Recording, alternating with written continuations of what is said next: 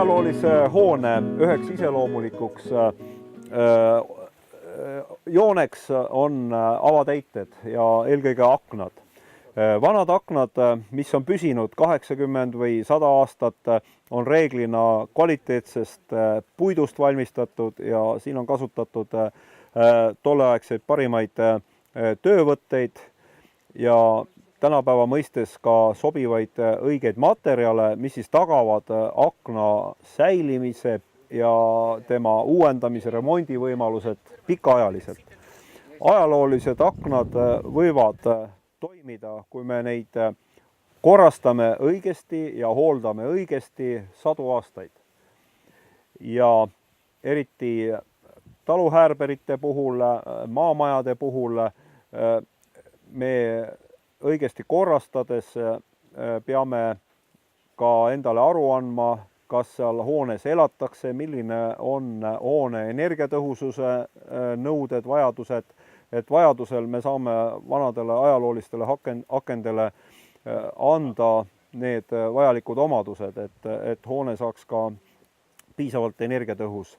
Aga eelkõige vaatame, kui me räägime akende probleemidest, mis on aja jooksul tekkinud, on üheks põhjuseks valed värvid, valed hooldusvõtted, mis ei taga nende akende pikaajalist säilivust. Ka nende akende puhul me näeme, et on kasutatud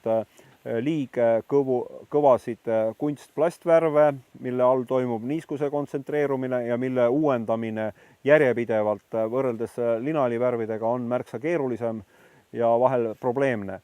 Ja samamoodi kiti asendamine aknaliistudega, mille vahele koguneb vesi, on viinud olukorrani, kus me näeme, et alumised raampuud on juba kergelt kahjustunud ja hetkel nende akende puhul võibki öelda, et on viimane hetk, õige hetk veel nende päästmiseks. Ja selleks need aknad vajavad rohkem tööd, kui vanad aknad vajaksid lihtsalt hoolduse korral, kui oleks järjepidevalt õigeid sobivaid vahendeid kasutades. Ja siin me näemegi akent, millel on täielikult eemaldatud vana, mittesobiv värv. Selleks on kasutatud infrapuna kuumusel töötavaid värvi eemaldus, abivahendeid, speed-eatereid ja samuti vana kiti eemaldamiseks, kus ta oli veel kõvasti peal, aga mitte piisavalt, et teda alles jätta, kasutasime kitilampi. Aknad on puhastatud, edasi lihvitud liivapaberiga, 80 liivapaber on selleks sobilik, mille peale tuleb traditsiooniline linalivärv, et siin ei pea peenemaid liivapabereid kasutama.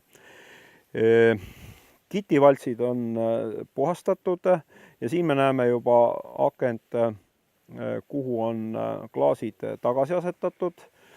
Aluskitt kõigepealt, selle peale teine kiht kitti.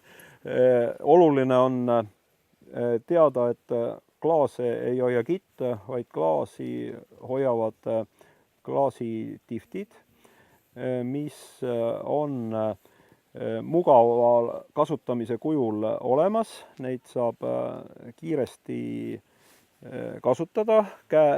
Käsitöö meetodil on selleks sobiv abivahend väike vasar, mille puhul tuleb tagada selle, et ei toimuks klaasi kriipimist. Antud juhul maalriteip töötab selle abiriista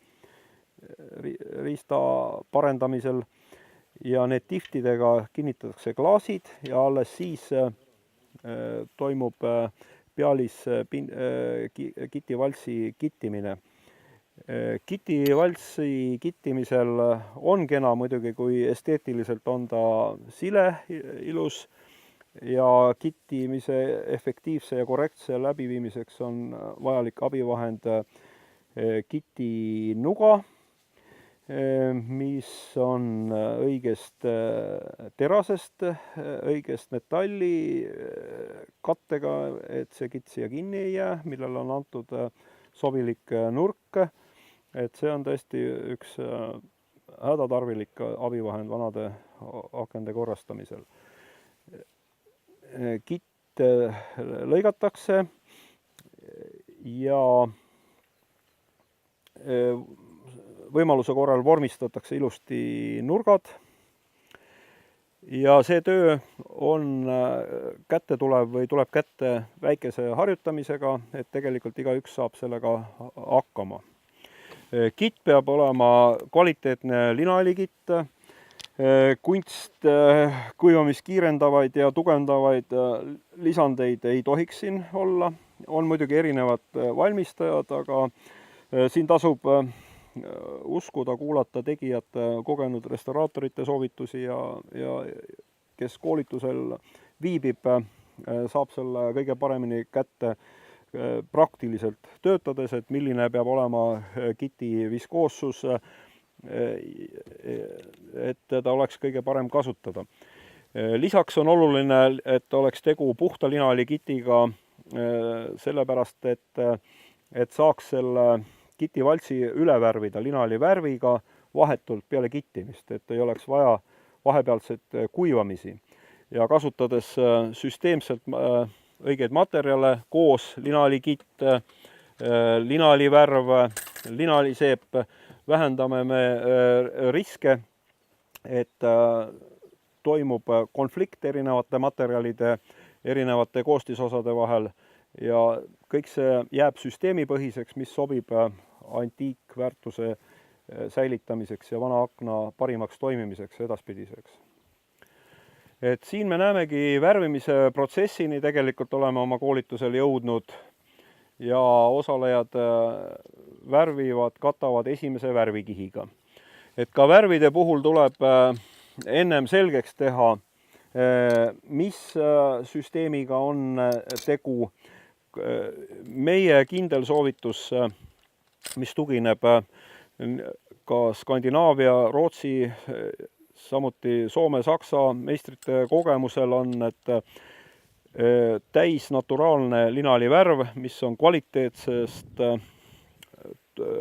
koostisainetest koosnev, väga oluline värnitsa kvaliteet, samuti õiged sikatiivid võivad olla siin kasutatud, metallisoolad, mis sobivad ja oluline on ka värvi koostisained, titaandioksiid, tsinkoksiid, mis on, võib öelda, traditsioonilised ja mis toimivad järelproovitult kõige paremini koostöös puiduga ja koostöös vanade kruntidega, mis sellel aknal juba all on. Linaõlivärvi puhul tagame me pikaealisuse ja kerge uuendamise edaspidi, kui see paarikümne aasta pärast on vajalik. Hooldust tuleks teha sagedamini, eriti lõunapoolsel küljel. Et akna põhilised vaenlased välitingimustes on lisaks niiskusele, vihmale, lumele ka ultraviolettkiirgus. Sellepärast tuleb rohkem tähelepanu pöörata lõunapoolse külje akendele ja neid vajadusel varem juba seal 10 aasta möödudes parandada, kui on tekkinud kitti mõned praod ja erilist tähelepanu tuleb pöörata aknaraami alumisele raampuule. Linaõlivärviga kaetakse minimaalselt 2 korda, et tagada vastupidavus, aga soovitav on isegi 3 korda. Linaõlivärvid kvaliteetsed on väga hea katvusega, liitriga 15–20 ruutu. Akende puhul tuleb muidugi arvestada erinevate profiilide ja valtside ja sellega, et see kulu on natuke suurem, võimalik värvi kadu kuskil. Linaõlivärvi puhul on ka erinevaid värvisüsteeme, mõningatel juhtudel tuleb linaõlivärvi esimeste kihtide puhul vedeldada, teatud juhtudel kasutada erikrunte. Antud juhul me akende puhul alumisi raamipuid tugevdasime impregneerimise teel, kus me siis keetsime, kuumutasime sisse linaõli ja sellega vältisime selle alumise raambuu väljavahetamise vajaduse, mis oleks suurem töö ja mis oleks teisest küljest ka sekkumine. selle akna ehedusse. Ja me saavutasime piisava tugevuse, et see aken kenasti saab edasi toimima. Metallosised on ka olukord erinev, teatud juhtumitel tuleb need eemaldada, teatud juhtumitel võib osaliselt neid säilitada ja antud juhul me näeme siis nurgikuid, mis aitavad raamil koos hoida, mis on piisavalt hästi säilinud, vajalikud puuduvad naelad me lisasime ja kitiga need vahed täitsime, et siia vesi ei satuks. Ja kitist rääkides lisaks valsi täitmisele tulebki kõik pisemad praod kuni 5 mm, mis puidus on. Parim lihtsam lahendus ja vahend on traditsiooniline linaõlikitt. Akna puhastamise puhul on asendamatu tööriist kvaliteetne hea kaabits ja kuuma meetodi puhul siis kasutame kaabitsaid, kuhu see kobrutav värv ei jääks taha kinni, millel oleks mitu töötavat tera, lõiketera ja soovitavalt ka võimalik võtta erinevaid väiksemaid faase. Et siin on üks selline kvaliteetkaabits, mis on ka võimalik teritada suht lihtsalt ka vajadusel asendada, et see tagab töö sujuvuse. Siin näeme kaabitsat, mis hästi mugav kitivaltside puhastamisel, on tegu väiksema tööriistaga ja vajadusel saab ka teha kiti parandusi, puhastada seda valtsi, kui selleks on vajadus või on vaja klaase näiteks asendada, on klaas vana katki läinud. Et akende värvimine, mis siis täna käsil on, et enne tasub veenduda või on hädavajalik tegelikult veenduda, et puit ei oleks liialt niiske. Siin näeme ühte lihtsamat puidu niiskuse, absoluutse niiskuse mõõtmisinstrumenti, kus on peal ka väike spikker, et kui see niiskus on 0–17, siis on meil roheline tuli, me võime värvida, töödelda seda puitu, siis on selline kollane või hall tsoon 17–20 ja kui see suhteline niiskus on üle 20, siis tuleb oodata, aknad tõsta varju alla ja lasta neil kuivada. Antud juhul oli niiskus siin 14% ja akende värvimisel selle poole pealt probleeme ei tekkinud. Tasub kontrollida ka suhtelist õhuniiskust. Tuleb ettevaatlik olla, kui see õhuniiskus on üle 80 ja üle 90, siis juba linaõlivärviga parem mitte värvida, sest kondenseerumise oht on siis ikkagi suur.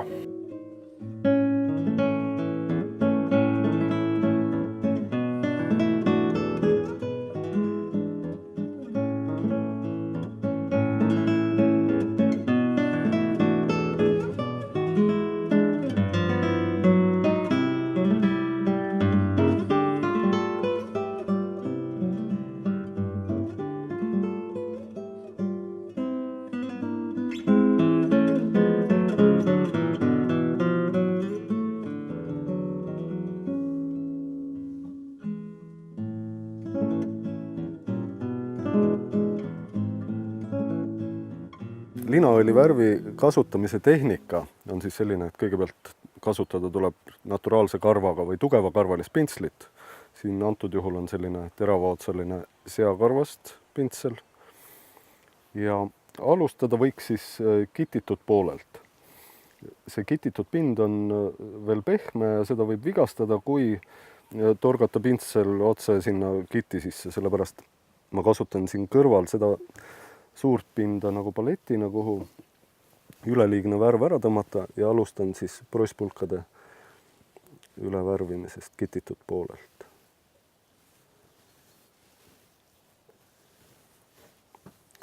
Värvida tuleb ka klaasi peale, sest umbes millimeeter või 2 jääb pärast äralõikamist klaasi peale seda värvi alles, selleks et kaitsta vihmavee eest kitti. Ja kiti vananemise tarvis on ka tähtis see, et kitt oleks üle värvitud, muidu ta kriidistub liiga kiiresti. Et selle värvi pealekandmisel ei ole tehnika kõigepealt oluline, et tuleb lihtsalt pind värviseks teha. Aga kui see on tehtud, kui pind on värviga kaetud, siis on lõpuks on oluline liigutus on tema ülesilumine, et selle ülesilumisega tõmbab liiga paksud kohad siis õhemaks ja vastavalt siis, kus veel teda ei ole, et siis saab sinna ka värvi. Sest kui teda liiga paksult peale kanda, siis ta võib kuivada väga kaua aega ja lõpuks krimpsu kuivada. Pärast esimest värvimist tulevad veel ilmsiks kittimisel tehtud vead, kus aukudesse või pragudesse ei ole kitti saanud, siis tuleb seda teha pärast esimest värvimist ja veel kord üle värvida. Muude värvidega, näiteks vesialuliseliste värvidega ei saagi kitti üle katta, sellepärast et ta ei nakku selle õlise pinna külge. Et selles suhtes kogu see tehnoloogia on tähtis, et just nimelt neid komponente kasutatakse. Et kui on linaõlikitt, siis kindlasti tuleb see kititud pind üle katta linaõli värviga. Et mis veel räägib linaõli värvi poolt, on siis see, et linaõli värv sisaldab linaõli. Selle värvimise käigus imendub värvis olev õli puidu sisse, mis tagab selle, et värv nakkub hästi puidu külge. Ja üksiti siis see õli hakkab kaitsma puitu ka märgumise eest. Mida ei juhtu näiteks isegi alküüdõli värviga. Et need katsed, mis on tehtud, näitavad seda, et see õli osakaal on niivõrd väike ja ta siis kuivab sedavõrd kiiresti, et see õli ei jõua imenduda selle puidu sisse. Me teame veel seda, et kuidas linaõli värv vananeb, et hakkab tasapisi kriidistuma ja nüüd, kui läheb teatud hulk aastaid mööda, näiteks päiksepoolsel küljel 7 aastat mööda, siis on näha, et see pind muutub valgeks kriitjaks, hakkab määrima näiteks kätt, siis on aeg teda üle värvida. Siis kasutatakse liivapaberit, lükatakse ära lahtine tolm ja värvitakse uuesti linaõli värviga üle. Ja kui me kasutame näiteks alküüdvärve, siis see alküüdvaik on tehisvaik, mis teeb värvi hästi jäigaks, kaotab elastsuse ära, siis tema vananeb hoopis teistmoodi, hakkab suurte laikudena irduma sealt küljest ja moodustab alla selliseid pindu, kus sinna sattunud niiskus või vesi ei saa välja aurustuda ja mille alla võivad siis tekkida mädanikukolded, mida õlivärviga ei teki. Seega, kui alküüdvärvi kasutada, siis tuleb sisuliselt iga kord võtta ette akna restaureerimine, aga õlivärvi puhul siis saab lihtsalt hoolduse käigus raami uuesti üle värvida, mis on märksa lihtsam.